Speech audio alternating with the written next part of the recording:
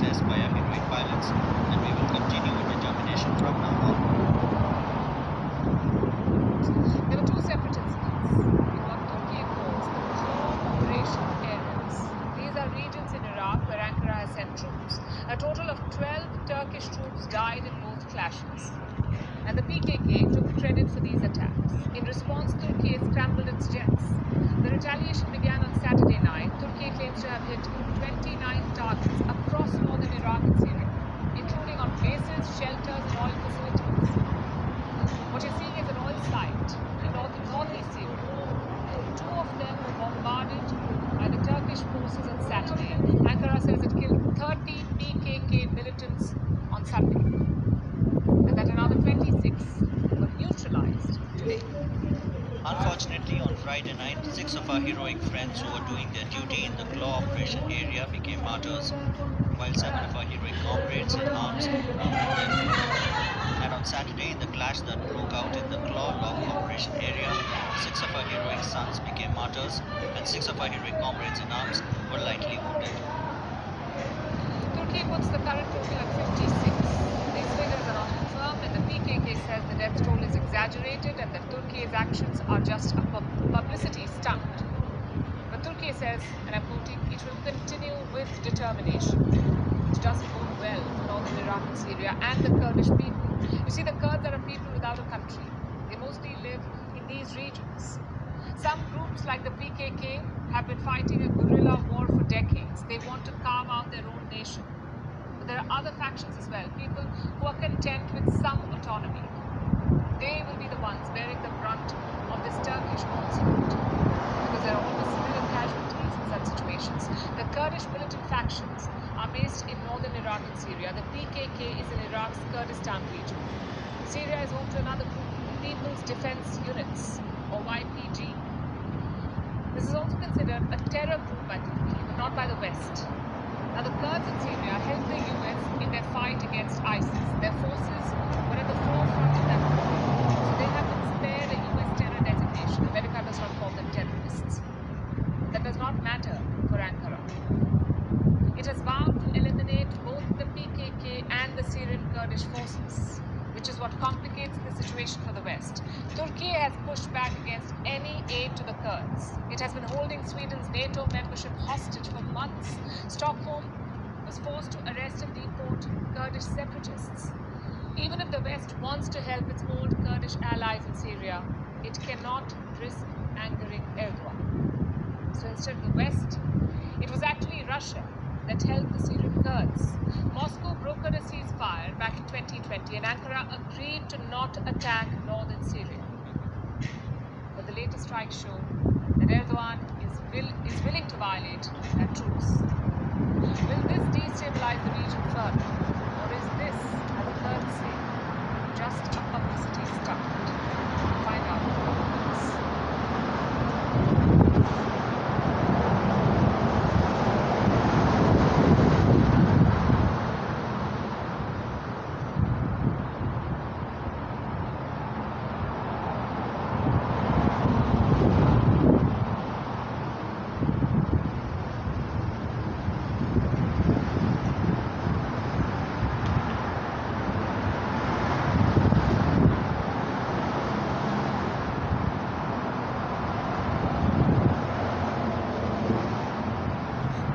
I think it's 24:6-8.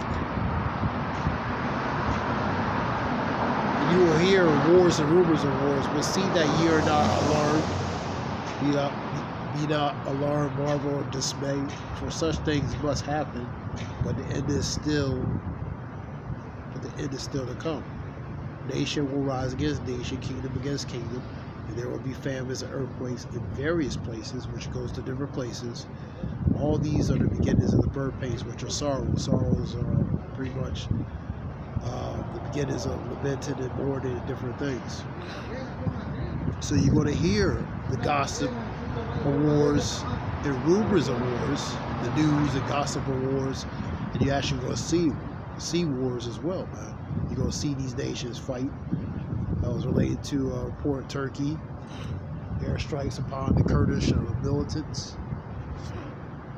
Let me see something.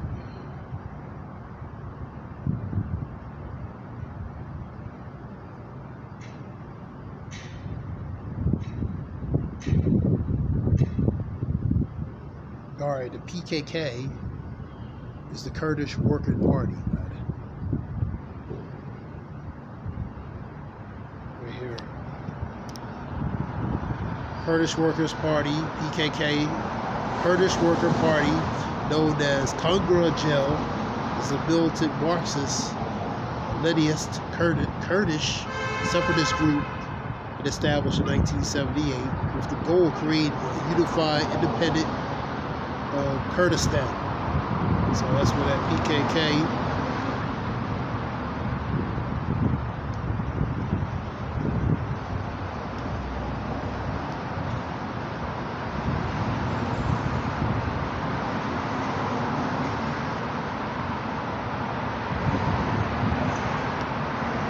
Why is Turkey against the PKK?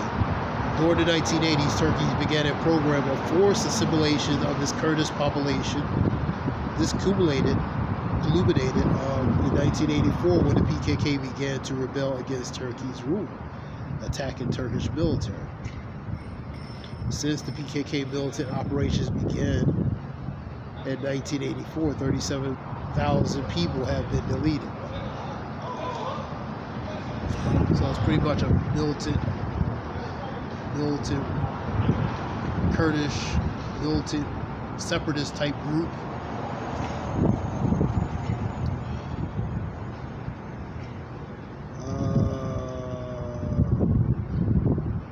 There's a little history on that.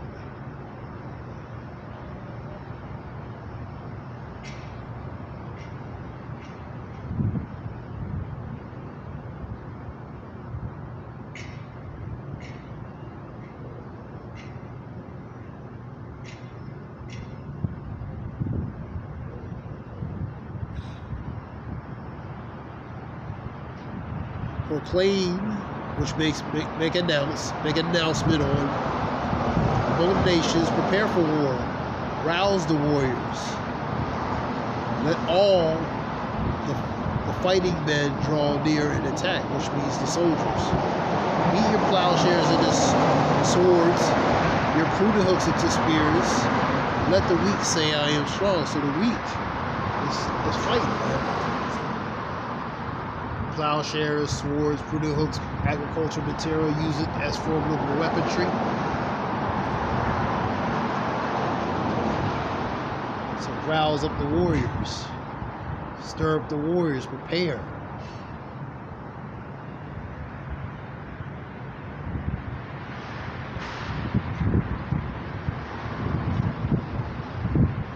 Prepare, wake up. Another one would be wake up. Wake up, awaken, related to the mighty men, which are the soldiers, man. Break out of sleep, awake. So get out of that state of sleep and slumber, awake. Scripture talks about arise ye for Romans 13:11.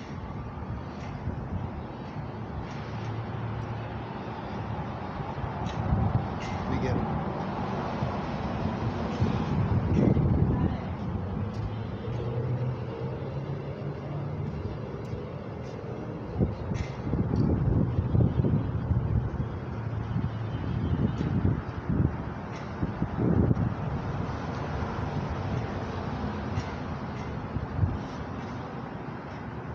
And knowing the times, it's high time to wake out of sleep because our salvation may be near, we believe.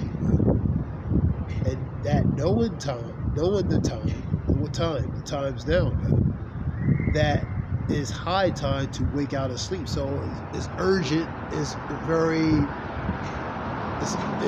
urgent that we wake out of sleep, man.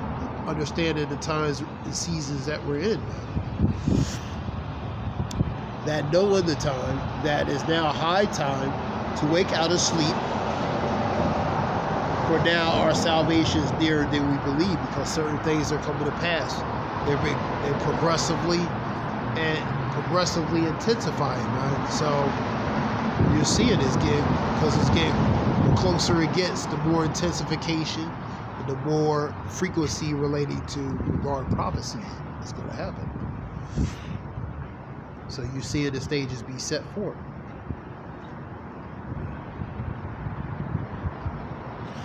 Read this one. The night is far spent, the day is at hand. So time is at hand.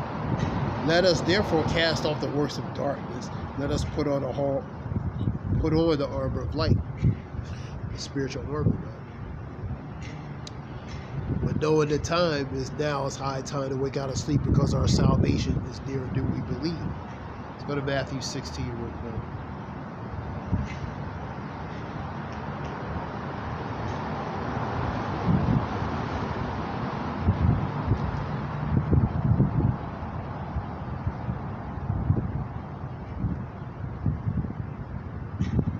I think that's the word I want.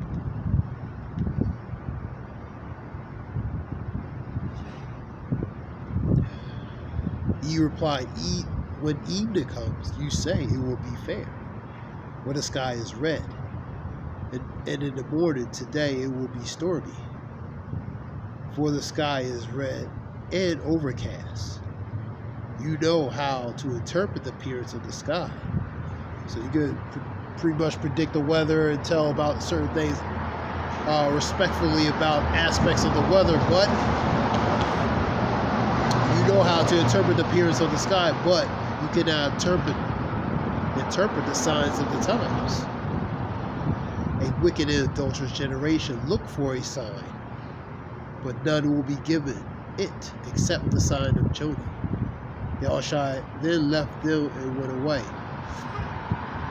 So you can discern relating to the time and season that certain things relating to the weather, for example, but you can't discern the time and season that the things that's going on now. You know, I mean, this wicked and adulterous generation. And back then, fast forward generations through generation reincarnation, they're back again, man.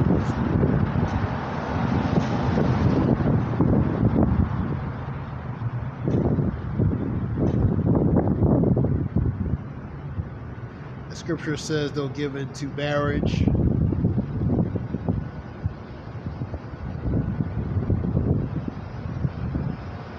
Days of no, we get that.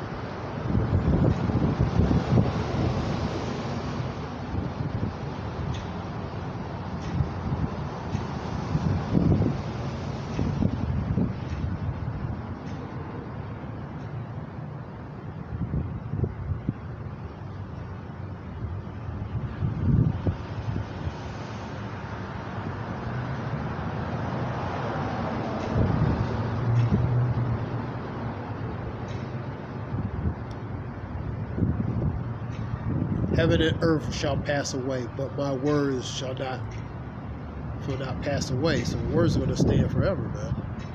But the day and hour knoweth no man.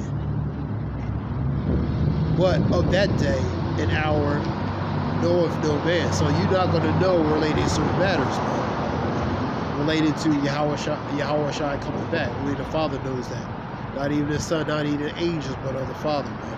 Which is right here. But of that day and hour knoweth no man, no not the angels of heaven, but the Father only, because this is the Father's will, his judgment, man, his movement. But as the days of Noah were, so shall also the coming of the Son of Man. Remember the flood? They underestimated certain things, and it crept up upon them, man. They took it as a joke. The days of Noah the same manner, man. Here we go. Whereas in the days that were before the flood, they were eaten and drinking, married, given into marriage, until the day that Noah entered the ark. So they dismissed, laughed, mocked, relating to what Noah has prophesied for hundreds and hundreds and hundreds of years, relating to preparing, man, telling the people to prepare. They were what? Eating and drinking, given into marriage, dismissing what he was saying, man. Until that day when that rain start pouring, a little bit at a time, till torrentously it came pouring down hard, man. It didn't stop. So they underestimated relating to the time and season, man. 39. It knew not until the flood came and took them all away. So shall the coming of the Son of Man be. For when they say peace and safety, then destruction the sudden destruction comes. Sudden unexpected. That's how the Lord's going to come, like that thief in the night.